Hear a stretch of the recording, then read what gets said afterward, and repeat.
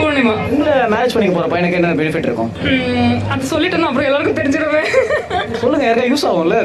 அது சிங்கிள் யாருக்காவது யூஸ் ஆகலாம். சிங்கிள்னு சொல்லவே இல்லையே. சிங்கிள்னு சொல்லல. ஆனா நான் சிங்கிள்னு சொல்லலன்னு சொன்னேன். பட் நான் சிங்கிள்னு நான் சொல்லல. என்னடி இது? எனக்கு கன்ஃபியூஸ் பண்றேனோ. எனக்கு அதான் வேணும். ரொம்ப ரொம்ப குழப்பறேன். எனக்கு அதான் வேணும். எப்பவுமே அப்படிதான். பேசிக் அது மேனுஃபேக்சரிங் டிஃபெக்ட்னு சொல்லுவாங்க. அந்த மாதிரி எல்லாமே சேம் தான். பாயிண்ட் இதுதான் அப்படின்னு ஸ்ட்ரைட்டா சொல்ல மாட்டேன். சொல்லுவோம், ஆனா சொல்ல மாட்டோம். உண்மையிலேயே மேனுஃபேக்சர் டிஃபெக்ட் தான், ஒண்ணுமே பண்ண முடியாது. எனக்கு ஒண்ணு சொல்லு, நீ பையன் மேல ஜாஸ்தி பாசம் வச்சிருக்கியா, நீ என் மேல ஜாஸ்தி பாசம் வச்சிருக்கியா? நீ என் மேலதான் ஜாஸ்தி பாசம் வச்சிருக்க, எனக்கு தெரியும். எப்படி சொல்றீங்க? நீ பையனை பக்கத்து வீட்டுக்காரிக்கிட்ட தைரியமா விட்டுட்டு போயிருவ, என்ன நீ விட்டுட்டு போக முடியுமா?